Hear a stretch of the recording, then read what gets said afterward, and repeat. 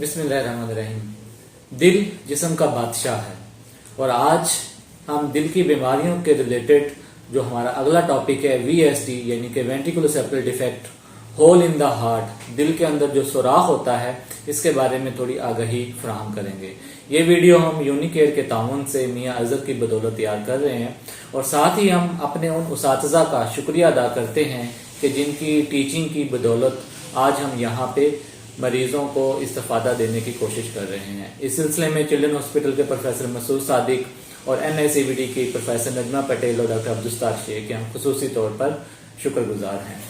तो वालिदैन के लिए बहुत सारे सवालात होते हैं कि डॉक्टर साहब ये दिल का सुराख क्या होता है, इसकी वजूहात क्या हैं, इसका इलाज क्या होता है और क्या इस सुराख की बीमारी से बचा जा सकता है और क्या प्रेगनेंसी में कोई ऐसी चीज भी है कि जिसकी वजह से ये सुराख पैदा होता है या सर्जरी के अलावा भी इसका कोई इलाज मुमकिन है। तो इस सिलसिले में सबसे पहले तो समझना ये जरूरी है कि दिल एक ऐसा पंप है कि जिसके 4 चैम्बर होते हैं। इसके अंदर खून आता है और फिर ये दिल इस खून को पंप करता है और फेफड़ों में साफ होने के लिए भेजता है और बॉडी में साफ खून इस्तेमाल के लिए भेजता है। इन 4 चैम्बर्स के दौरान अल्लाह ताला ने कुदरती तौर पर कुछ दीवारें बनाई हुई हैं जिनको हम दिल के पर्दे भी कहते हैं। जब इन पर्दों के अंदर सुराख आ जाता है तो इसको हम दिल के अंदर सुराख होना, वेंट्रिकुलर सेप्टल डिफेक्ट या एट्रियल सेप्टल डिफेक्ट कहते हैं। जो ASD होता है वो ऊपर वाले चैम्बर्स में सुराख होता है और VSD नीचे वाले चैम्बर्स में सुराख होता है। तो हम आज VSD के बारे में बताएंगे जो कि बच्चों में पाई जाने वाली सबसे ज्यादा कॉमन बीमारी कहलाती है दिल के लिहाज से। इसकी जो अलामत होती हैं वो ये कि आमतौर पर बच्चे बगैर किसी अलामत के डॉक्टर के पास मुआयने के दौरान जो दिल के अंदर एक साउंड होती है जिसको हम मरमर कहते हैं, उसकी तशखीस के लिए एकोकार्डियोग्राफी के जरिए से VSD का पता चलता है। और जिन बच्चों में ये VSD थोड़ा सा बड़ा होता है उनमें बच्चों में छाती बार बार खराब होती है, दूध पीते हुए उनको पसीना आता है और वो थक जाते हैं, उनका वजन नहीं बढ़ता और ये अलामत होती हैं। इसको डायग्नोज करने के लिए हम ECG, चेस्ट एक्सरे और एकोकार्डियोग्राफी जिसको दिल का अल्ट्रासाउंड कहते हैं वो लाजमी तौर पे करवाते हैं। एकोकार्डियोग्राफी एक बहुत ही अहम टेस्ट है कि जिसके जरिए से इस सुराख का साइज और इस सुराख की लोकेशन और टाइप का पता चलता है और अगर इसकी वजह से दिल के चैम्बर्स बढ़ रहे हैं या किसी किस्म की पेचीदगी यानी कि अगर कोई वॉल दिल के करीब इन सुराख के करीब है और वो लीक हो रहा है तो उसका पता चलता है और हम सर्जरी की जो इंडिकेशन है उसका फैसला करते हैं। अब जो इसका इलाज है उसमें दवाइयां होती हैं कुछ जिनके जरिए से फेफड़ों का प्रेशर कम किया जाता है जैसे कि डायूरेटिक्स और केपेस। लेकिन वालिदैन को चाहिए कि ना ही अपनी मर्जी से कोई दवाई इस्तेमाल करें और ना ही ये कि अपनी मर्जी से कोई दवाई बंद करें। दवाई जो होती है वो बच्चे की हालत को बेहतर करती है, सुराख को बंद करने में उसका कोई किरदार नहीं है। वालिदैन ये बहुत ज्यादा पूछते हैं कि डॉक्टर साहब कोई ऐसी चीज भी है कि जिससे ये सुराख खुद ब खुद बंद हो जाए।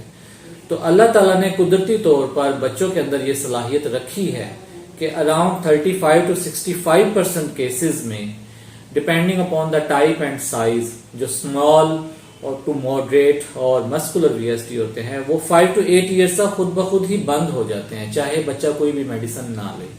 अहम यह है कि इस दौरान कोई कॉम्प्लिकेशन या पेचीदगी ना हो।